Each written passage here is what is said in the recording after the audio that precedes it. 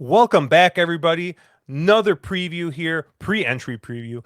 You know what, Matthew? I had a hard time figuring out how the heck to name these things because it's kind of a preview, but then we're going to preview them again. So this is like the preview to the preview. But yeah, just taking a quick look at another Breeders' Cup race, and Matthew, I thought I'd pull you in for what used to be the big one. But at least apparently the way that they're kind of stationing it in the day, it's right in the middle of the card. The Breeders' Cup Classic, going a Yeah, mile and a quarter on the main track. And, you know, overseas, this might be the first time in quite some time that we have a European horse favored. yeah, Because at least from what I've seen in overseas markets, it looks like City of Troy is going to be your favorite, lukewarm favorite. I think like around 5-2, 3 to sure. 1 is what I've seen, and then I think Fierceness is a pretty close second choice. But I think that just highlights what a weird year this is for classic distance horses, and just kind of what a weird race this kind of is. Yeah, I think you're right. And aside from the fact that City of Troy is your likely favorite, one of the top three or four choices is going to be Forever Young as well. So it's interesting that two international 3 year olds are among the top three or four betting choices. And the other top betting choice you mentioned, Fierceness, is a 3 year old who is rather schizophrenic with whether he runs well or not. And that really is an indictment to the older horse population that we have here running still in the United States that hasn't been retired. Because I think the best of that group was probably a horse like Highland Falls, maybe. And, it just really speaks to just how bare the cupboard is in this race. But that said, it should be a phenomenal betting race because even if you do like one of the top choices, you're going to get, as you mentioned, 5-2, 3-1, maybe 7-2. It's almost going to be more like a Kentucky Derby wagering situation than maybe years past. Oh, did you hear that noise? I think that was another older horse retiring. It's kind of a little every time a bell rings, angel gets its wings. Well, no, every time I know every time you talk about a classic distance race, a horse gets retired apparently. But yeah, I'd made a joke after the Jim Dandy, that I wanted to get a future wager on Fierceness in after the Travers, after he invariably just ran like trash in the Travers. And all he Yep. did was run his career best race. Mhm. And, looking at speed figures, I kind of trust, most notably Timeform US, Mhm. Fierceness looks to be the goods here. I mean, improving 3-year-old coming into that last race of the season, and I think he's going to be. I think he's definitely a major player, and he might even be my top choice right now in this race. But looking at this race, there's a little bit of intrigue around like horses like like Next, who Yeah. has finally decided to try and run against horses I think closer to his caliber. Yeah. Um, Looking at speed figures, I think he still needs to find some distance. I know Mark, or not distance. He doesn't need to find any distance, but he needs to find some. I think needs to find something speed figure wise. But Yeah. I know Mark is very very interested in a horse like Next, but Sure. it's you know looking at this race, it's kind of an interesting scenario pace wise. Now, Timeform I know has this listed as a fast pace, but Yep. um, I kind of feel like anytime you get a race with 12, 13, 14 horses on dirt, I feel like Timeform always thinks it's a fast pace. And I Yeah. mean, you look at the kind of the Kieran speed points and speed stuff that we're looking at here, the pace stuff we're looking at on Brisnet. I mean, you really only have one kind of need the lead type in Arthur's Ride. Um, and then everybody else kind of seems like, maybe they do want to be forwardly placed, but they're okay giving up the lead a little bit. So I was a little interested what you thought of the pace scenario of this race. Yeah, I agree. It is a little murky, and I agree with you that Arthur's Ride is the only horse that, in out of the field, absolutely needs the lead, and that's just the only way he's going to be effective at all. And I even question whether he's going to be effective doing that at a mile and a quarter, as we saw in the Jockey Club Gold Cup, where he faded going that distance. That said, I do wonder if they just stack up six wide, all trying to run for second place, because there are a lot of horses that I think do want to sit that second, third position. You know, you have Next, who I don't know if he's fast enough to necessarily do that in this spot against this caliber of competition, but historically, that's where he likes to sit. You even have a horse, you know, obviously like Fierceness. You have Derma Sotogake. You have Forever Young. And you have City of Troy, who is a very forwardly placed horse. And I know that's kind of one of the X factors in a lot of these equations is that we don't really have good pace data on him. We don't have, you know, when you look at the pace projections, he's kind of a non-factor or a non-entity because we just don't have good figures on that. And the way that they run races on the turf over there is so different. But based upon everything Aidan O'Brien has said, this is a horse that is typically always forwardly placed in his turf races. And Aidan has been saying he's sending. I mean, they're going, you know, if not to the lead, certainly very close to the lead in this race. So if you're looking at as many as, you know, 4 or 5 horses trying to contend for that second or third position, sometimes that can just prompt a little bit of a faster pace, makes Arthur's Ride go a little bit faster up front. And it just speaks to, I think, the importance of post position, which of course we don't know yet at the time of recording this, but I would argue that Fierceness might be one of the most post dependent horses in this race.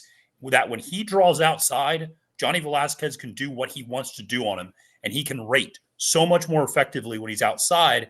And that was what was so shocking about the Travers victory, was that he basically tried to save zero ground going around both turns. He was fully content sitting 3 wide going into the first and the far turn because he just kept the horse clean basically and just didn't want the horse to face any kickback. So if Fierceness draws the inside 3 or 4 post positions, that's going to be a problem. Whereas if he draws, you know, even if he draws post position 12 or 11 or something like that further out, that's actually kind of playing right into Velasquez's hands because he can just let that horse kind of naturally drift over going into the first turn. He might be wide, but he's going to give that horse the exact trip he wants. And I think to paraphrase what Velasquez said after the Travers, I think we finally figured out Fierceness. We just let him do what he wants to do, basically. So it's going to be, I think, a really fascinating pace scenario. And, you know, listen, it's Del Mar, too. Speed is deadly out there. I mean, Yep. you can go some pretty fast fractions, and the track holds you up coming for home. And it's a hard course for deep closers to really make a lot of ground on. Although certainly we did see it a couple of years ago when the Breeders' Cup was out there with a very thrilling finish like Marche Lorraine in the Breeders' Cup Distaff. So you can absolutely see the pace collapse and horses coming from off the pace. Yeah. And I think, you know, Fierceness's last 2 efforts where he just looked very push button, and Yeah. you know they were just kind of like, hey, I'm just gonna let the horse do what he wants. um I really think that just kind of, you know, kind of sealed, you know, my kind of view on Fierceness. I mean, I think he's as good as we have.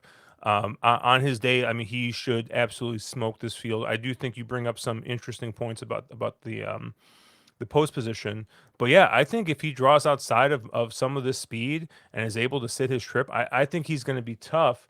And honestly, I think I could probably say the same about City of Troy. I mean, Yeah. City of Troy has done absolutely nothing wrong. You know, has one race where, you know, got on some good going and just kind of, I don't know, just didn't seem to run. It was first up after a layoff, and yeah, I think they kind of realized like, hey, we want to stretch this horse out. We want to go, you know, we want to go further. Now, obviously, this is a horse that's absolutely bred for the turf. But I love the fact that they're taking a shot here on the dirt. Yeah. I remember a couple of years ago, there was the other horse. Oh my goodness, what was the name of it? Something Lion, wasn't it? Oh, Lionheart? No. No, what was it? I don't remember. But there was another horse that was real similar.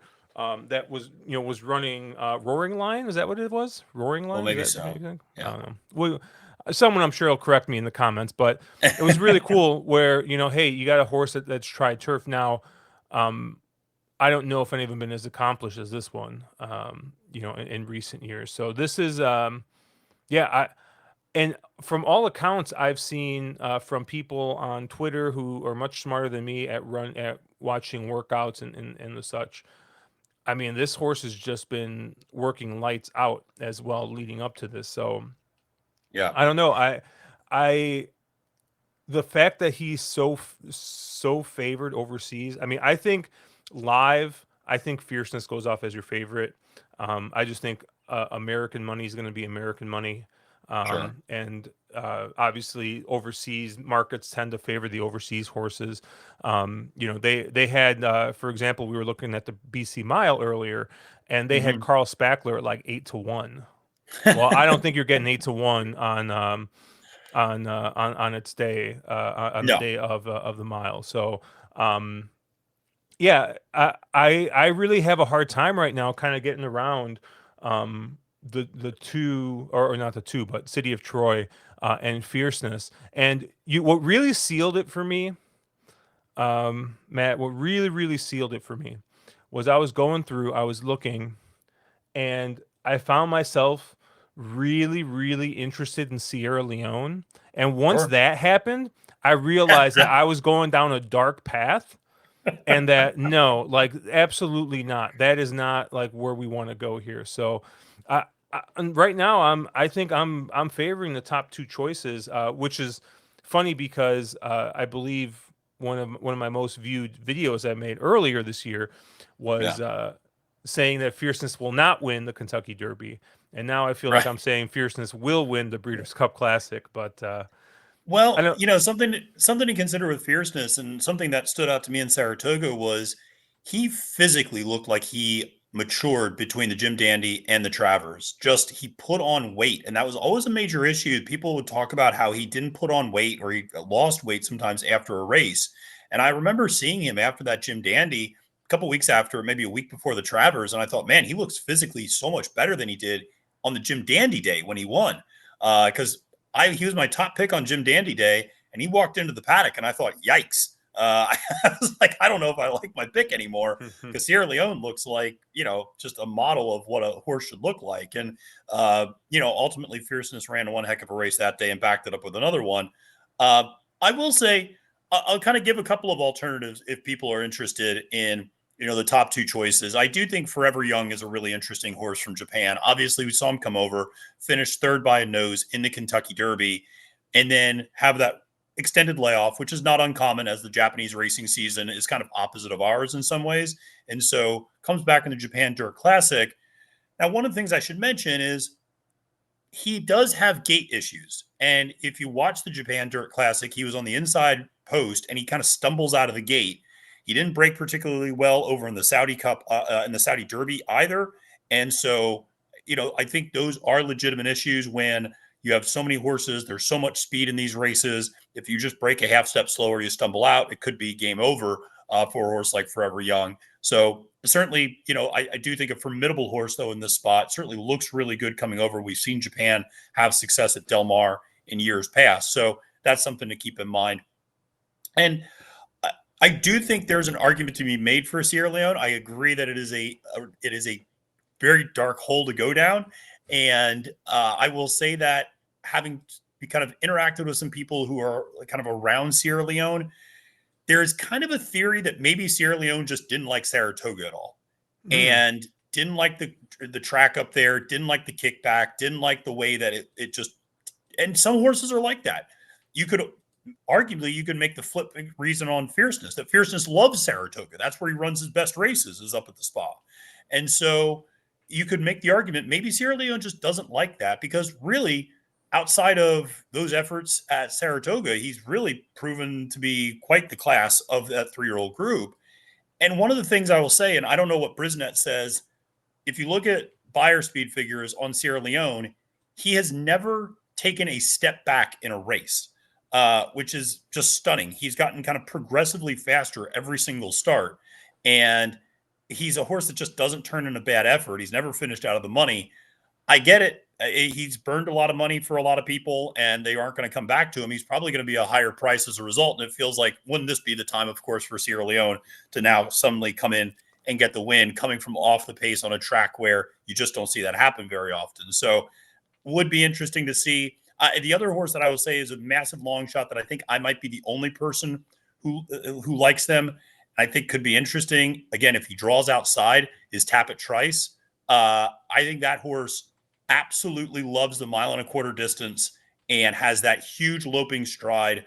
I think the key with him is he needs to be outside. If he's inside, he's an automatic toss for me. But if he's outside, he's absolutely a horse I'm using in my gimmicks at the very least, if not my horizontal wagers.